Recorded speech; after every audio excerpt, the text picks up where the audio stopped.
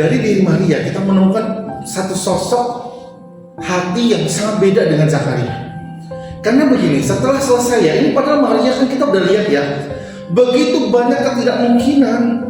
Dia nggak pernah minta anak, dia belum pernah melihat contohnya dalam sejarah Alkitab yang kayak dia, dan akan banyak pertanyaan keluar dari pikiran dia loh.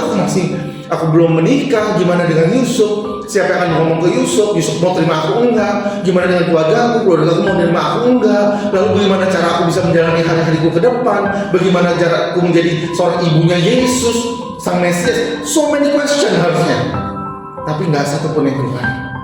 Karena setelah selesai malaikat menjelaskan tidak ada yang mustahil bagi Allah, yang terucap dari mulut Maria cuman, sesungguhnya aku ini hamba Tuhan, jadilah padaku seperti yang kau katakan. Sesungguhnya aku ini hamba Tuhan. Tuh, kan dia jemaat biasa. Dalam hati Maria, dia nggak pernah merasa dirinya jemaat biasa. Dalam hati Maria, dia adalah hamba Tuhan. Hamba artinya apa? Tuhan mau apapun, lakukanlah terhadap diriku. Walaupun aku nggak ngerti, lakukanlah. Dan itu terbukti waktu kapan? Ketika sudah hamil besar, tiba-tiba keluar perintah sensus, semua balik ke kampung. Zaman dulu nggak ada angkot, nggak ada mobil pickup. Bagaimana cara pulang ke kampung? Perjalanan itu jauh. Seorang wanita yang hamil tuh, dan itu bukan keluarga kaya loh, keluarga sederhana, miskin malah.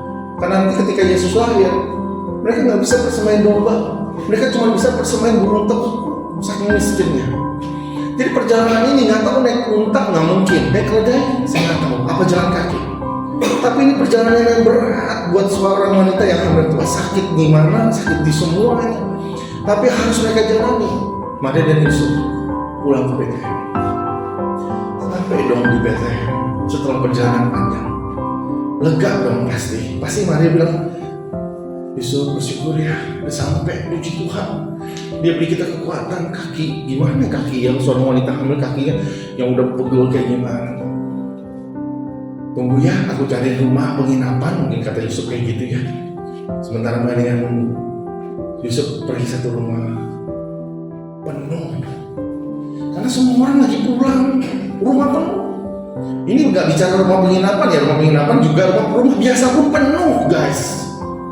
Jadi rumah satu nggak ada nggak tempat buat istriku, dia udah mau melahirkan. Bahkan kasus wanita mau melahirkan pun nggak dapat tempat, saking penuhnya itu rumah. Rumah yang satu. Saya nggak bisa ngebayangin gimana perasaan Yusuf waktu dia balik. Dan dia berkata, Maria, gak ada tempat. Nggak tahu gimana perasaan dia kayak Maria mungkin.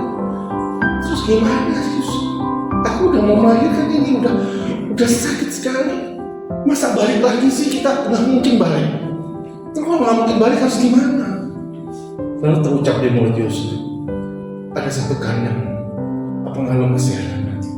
Sebagai pria kita pasti rasanya gagal banget loh buat jaga istri kita. Istri kita lahir di kandang, kayak gimana wahan hancurnya kita. Maria, ini bukan anak dia, ini Tuhan yang taruh, dan dia sudah jalani 9 bulan dengan berat sekali. Dia ngomongin orang dan sebagainya. Sekarang mau melahirkan pun masa harus di kandang. Aduh Tuhan, kok Tuhan tuh maha kuasa kan? Tuhan pemilik segalanya kan? Masa nggak ada satu tempat pun untuk dia bisa harus ke kandang loh. Teman-teman, saya nggak tahu ya kalau kita jadi Yusuf, pria-pria yang wanita jadi Maria, mau bisa teriak kali ya, sudah bisa kayak kok kayak gini hidup kita jadinya ya, ngelakuin rencana Tuhan kok jadi kayak gini ya, pahit banget hidup kita ini. Mungkin kita kan nangisnya kayak gitu, tapi semua ini cuma ada di dalam angan-angan kita. Karena Alkitab tidak mencatat satu kata keluhan pun keluar dari Maria dan Yusuf. Dahsyat sekali mereka. Maria cuma lakukan. Cuma ada kandang, dia pergi sama Yusuf. Dan dia melahirkan di sana. Dan dia total loh teman-teman, bayi yang lahir. Gak ada kain, belum sempat beli kain bedong dan sebagainya. Ambil kain lampin. Kain lampin adalah kain yang selalu ada di setiap kandang. Karena tujuannya untuk bungkus hewan ternak pada waktu malam supaya nggak kedinginan. Dan kain yang sama dipakai untuk bungkus bayi Yesus. Kemudian mau taruh di mana?